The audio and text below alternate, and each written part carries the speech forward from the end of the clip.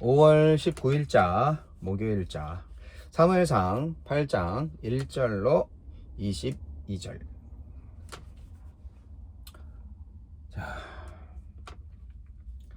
사무엘이 늙음에 그의 아들들을 이스라엘 사사로 삼으니 장자의 이름은 요엘이요 차자의 이름은 아비야라.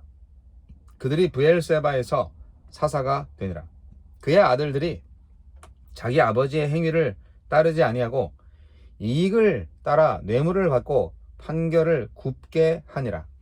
이스라엘 모든 장로가 모여 라마에 있는 사무엘에게 나아가서 그에게 이르되, 보소서, 당신은 늙고 당신의 아들들은 당신의 행위를 따르지 아니하니 모든 나라와 같이 우리에게 왕을 세워 우리를 다스리게 하소서 한지라. 우리에게 왕을 주어 우리를 다스리게 하라 했을 때에 사무엘이 그것을 기뻐하지 아니하여 여호와께 기도하매 여호와께서 사무엘에게 이르시되, 백성이 네게 한 말을 다 들으라. 이는 그들이 너를 버림이 아니요 나를 버려 자기들의 왕이 되지 못하게 함이니라. 내가 그들을 애굽에서 인도하여 낸 날부터 오늘까지 그들이 모든 행사로 나를 버리고 다른 신들을 섬김같이 네게도 그리하는도다. 그러므로 그들의 말을 듣되 너는 그들에게 엄히 경고하고 그들을 다스릴 왕의 제도를 가르치라. 사무엘이 왕을 요구하는 백성에게 여호와의 모든 말씀을 말하여 이르되, 너희를 다스릴 왕의 제도는 이러하니라.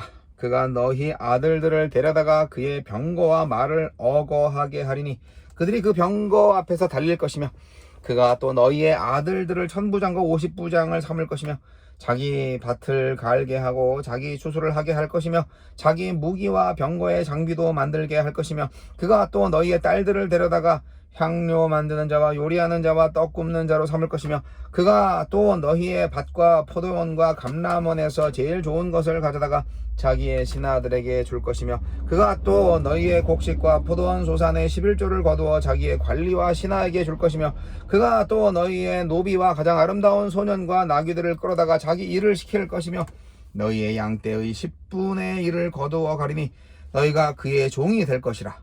그날에 너희는 너희가 택한 왕으로 말미암아 부르짖되 그날에 여호와께서 너희에게 응답하지 아니하시리라 하니, 백성이 사무엘의 말 듣기를 거절하여 이르되, 아니로소이다. 우리 왕이 있어야 하리니 우리도 다른 나라들 같이 되어 우리의 왕이 우리를 다스리며 우리 앞에서 나가서 우리의 싸움을 싸워야 할 것이니이다 하는지라. 사무엘이 백성의 말을 다 듣고 여호와께 아뢰매 여호와께서 사무엘에게 이르시되, 그들의 말을 들어 왕을 세우라 하시니, 사무엘이 이스라엘 사람들에게 이르되, 너희는 각기 성읍으로 돌아가라 하니라. 네, 우리도 다른 나라들 같이 왕을 세워달라 이런 말인데요. 자, 이스라엘은 왕이 없어도 평화와 안정을 누렸지만 그런데도 다른 나라처럼 되려고 왕을 요구합니다. 하나님께서 기뻐하시지 않겠죠. 네, 사무엘이 왕정의 위험성을 경고해도 고집을 꺾지 않습니다. 하느님은 어떤 분입니까? 하느님 말고 다른 왕을 세워달라 는 이스라엘의 요구를 들어주셨습니다. 한순간에 강압적으로 자기 백성을 굴복시킬 수 있으셨겠지만 시간이 걸리더라도 그들의 자유를 해치지 않으면서 왕으로 인정받는 길을 선택하신 겁니다. 누가요? 하나님이. 이는 버림받음으로 우리의 왕이 되신 예수님에게서도 볼 수 있는 하나님의 왕다움입니다. 우리에게 주시는 교훈은 무엇입니까? 사람은 영원하고 완벽한 지도자가 될 수 없습니다. 이스라엘이 의지했던 훌륭한 지도자 사무엘은 늙었고, 사무엘과 같으리라고 기대했던 그의 아들들은 천박하고 경솔하기가 그지없었습니다. 이런 상황을 보면서도 왕을 세워달라, 사람 왕을 세워달라는 것은 유한하고 불완전한 사람에게 자기 운명을 거는 어리석은 선택이었습니다. 이스라엘 백성은 사람 왕을 세워달라고 요구할 게 아니라 하나님께 자기들의 왕이 되어달라고 부탁을 해야만 했습니다. 사람은 그 누구라도 하나님을 대체할 수 없습니다. 당연하지 않습니다. 세상의 부와 권력을 부러워하는 마음을 버리지 못하면 하나님이 세우신 지도자뿐만 아니라 하나님까지 버리게 됩니다. 이스라엘 백성은 중앙집권적인 왕정체제를 확립하고 이를 기반으로 나라를 부강하게 하는 주변국이 부러웠습니다. 사무엘이 늙자 그들은 감추었던 욕망을 드러내며 이방의 군주 같은 왕을 요구했습니다. 이는 사사이자 선지자로서 그들을 지도해온 사무엘과 그를 통해 이스라엘로 구별된 나라로 통치하신 하나님을 부정하는 일이었습니다.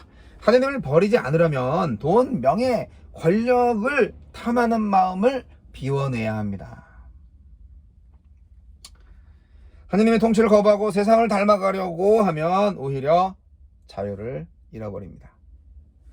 이스라엘 백성이 요구하는 다른 나라와 같은 왕은 백성의 소유와 권리와 자유를 취하는 존재이기 때문에 그런 왕을 요구하는 것은 스스로 자유를 버리고 노예가 되기로 자처하는 셈입니다. 세상의 화려하고 세련된 모습에 현혹되지 말고 그 이면에 감춰진 착취와 부자유를 보십시오. 하나님의 통치를 받는 곳은 소박하고 투박하게 보일지는 몰라도 그 안에서는 모두 자유롭습니다. 여러분 어떤 편을 선택하시겠습니까? 네. 아이고.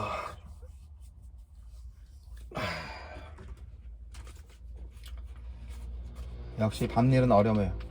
네. 밤에 일하는 거 힘든 것 같아요.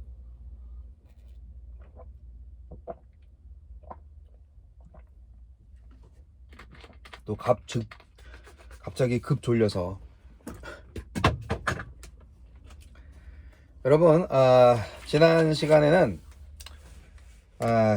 사무엘의 통치하에 이스라엘이 회복되고 영적 부흥을 이루었다는 것을 발견했어요. 그 결과 블레셋의 침략도 격퇴할 수 있었고 종교적으로 정치적으로 안정을 찾았죠. 그런데 이제 그러면서 동시에 중앙 집권제의 왕이 좀 필요하다라는 그런 생각을 들게 했습니다. 어쨌든 이스라엘이 지금까지는 부족 국가체로 이렇게 부족 연맹으로 이루어졌지만 어쨌든 국가 위기 사태가 발생했을 때 이 사사라는 사람이 결국은 나라를 다스리잖아요. 그러니까 이제 왕의 역할을 하는 거죠. 오히려 사사는 제사장이나 선지자의 기능까지 겸하는 사람이기 때문에 왕으로서의 권한이 대단했습니다. 왕이 제사장으로서의 역할도 했다고 보는 거죠. 예언자의 역할도 했습니다. 그러니까 엄청 막강한 권력을 가지고 있는 사람이었죠. 그게 이제 사사시대였는데, 근데 사사시대 이후로 이제 왕정시대가 시작되는데, 바로 그 찰나. 예. 그때 이제 이스라엘 사람들이 우리에게 왕을 주소서! 막 이렇게, 요청하는 거죠. 근데, 왕이 아주 100% 다 안 좋은 건 아니고요. 어떤 의도로 왕을 요구했느냐가 중요한 거예요. 이스라엘의 장로들이 왕을 요구한 이유가 있어요. 그거는 뭐랄까 좀 자기 욕심에 이끌려서 인간적으로 오늘 본문에도 나오지만 사무엘이 싫어서 당신은 늙고 당신의 아들들은 당신처럼 안 한다. 그러니까 우리 왕을 좀 세워달라. 이거 하잖아요. 그러니까 그 아들들의 통치도 싫다. 고자질 하는 거죠. 그러니까 따로 왕을 세워달라. 그건데 이제 그거를 갖고 이제 하나님한테 기도했더니 하나님이 야 저들을 봐라. 내가 출애굽 때부터 이 백성들을 참 생각을 하고 있는데 나도 힘들어. 저 백성들 네가 싫어서가 아니야. 나를 버려서 나를 왕으로 섬기려고 하지 않으려고 하는 거야. 지들끼리 해먹고 싶은 거야. 지들이 마음에 들어하는 왕을 세우고 싶은 거야. 어떡하겠니? 사무엘, 백성들한테 왕을 세우면 어떻게 될 건지 다 알려줘. 예, 원래는 원하지 않는다고 알려줘. 그러나 정말 원한다면 이런 왕이 될 거라고 알려줘. 꼭 알려줘. 그렇게 지금 하나님께서 사무엘한테 대답을 하신 거고, 이 사무엘은 그것을 낱낱이 백성들한테 얘기를 한 겁니다. 여러 가지 내용이 있지만 주요한 거는 왕정제를 통해서 뻔하죠. 세금 많이 걷어들이고 이제 그 부역을 또 해야 되고 이제 그 젊은 남녀가 이제 동원돼서 전쟁을 위해서나 뭐 여러 가지 그 국가 일을 위해서 이렇게 끌려갈 것이고, 끌려간다기보다도 이제 뭐 네, 마찬가지죠. 뭐 모집돼서 갈 거고. 그리고 이제 관리들이 필요하잖아요. 관리들한테 월급 줘야 되잖아요. 그러니까 우리 국민들의 이 세금을 걷어서 그 행정가들 그들을 매개 설레야 되니까 그렇게 해서 어쨌든 착취할 것이다. 예, 그런 얘기를 했죠. 이게 잘 돌아가면은 오히려 괜찮은데 이 당시에는 이 사람들이 눈에 보이는 왕, 하나님 말고 정말 인간 왕을 정말 원했던 거예요. 그래서 많은 적대 국가에 이렇게 둘러싸여 있는 이스라엘로서는 어떻게 보면 당연한 국민들의 요구였을 수 있어요. 자신들이 그들로부터 침략을 계속 받으니까 그렇게 이제 생각을 당연히 하죠. 근데 그렇게 침략을 받고 막 그렇게 힘든 이유가 뭐냐? 자기들의 국가 조직이 미흡해서다라고 잘못 생각하고 있기 때문이에요.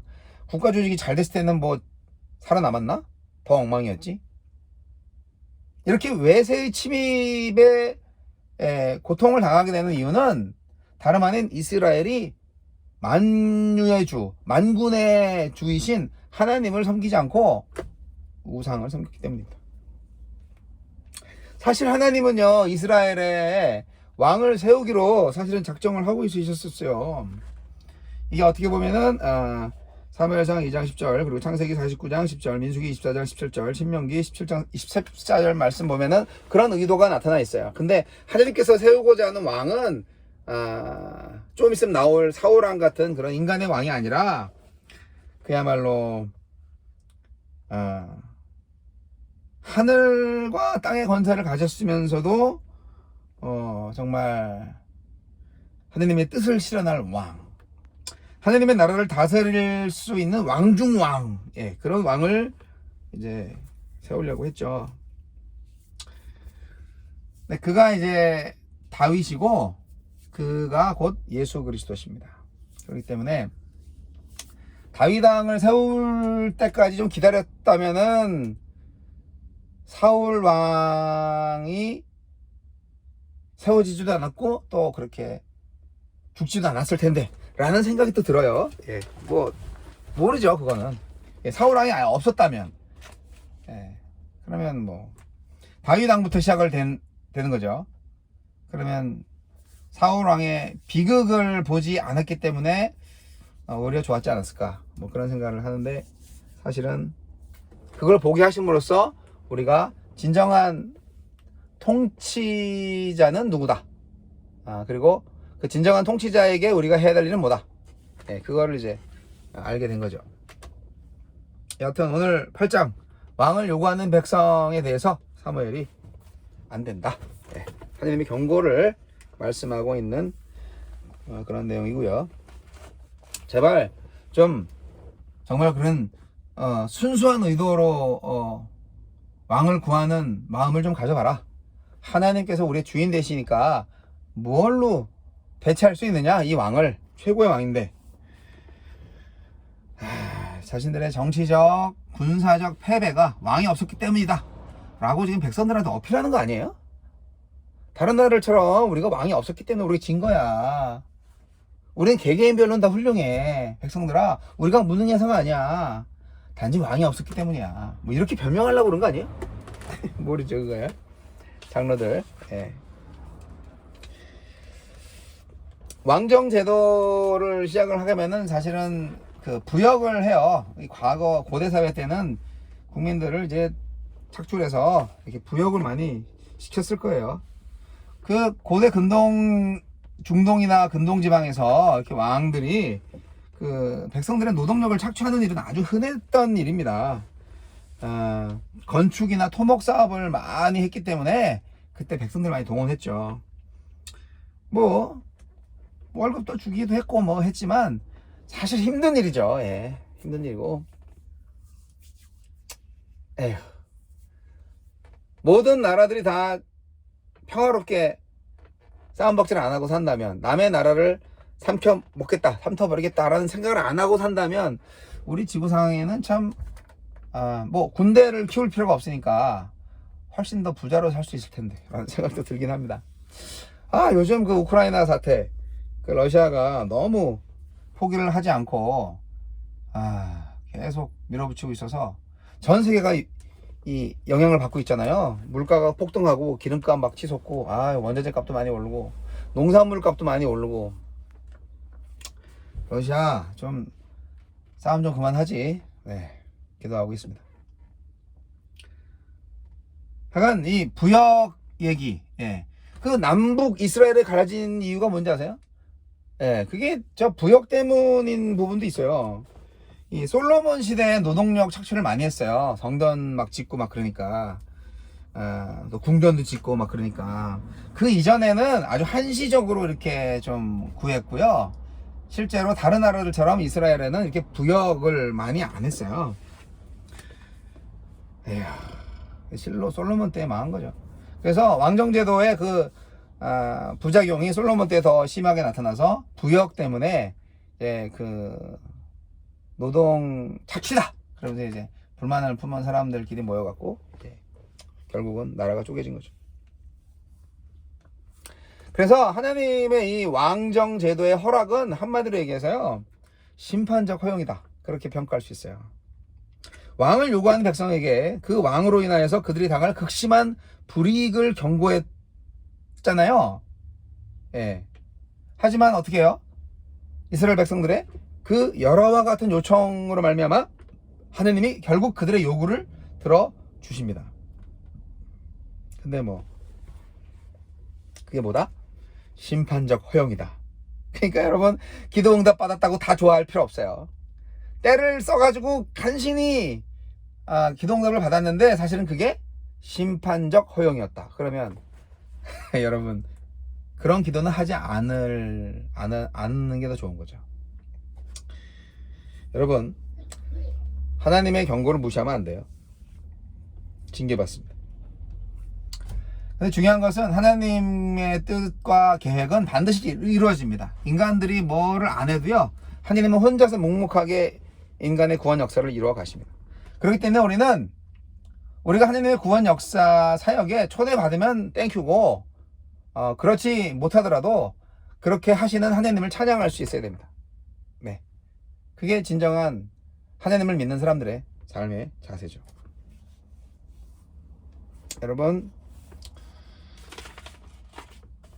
여러분의 왕은 누구십니까? 그게 중요하죠. 우리의 왕은 오직 예수 그리스도, 내 안에 계신 성령 하나님이십니다. 매사를 하나님께 물어보고 하듯이 기도하시면서 결정하시고, 일을 할 때는 정말 사람한테 하듯 하지 말고 하나님한테 하듯 하시기 바랍니다. 그러면 형통하리라.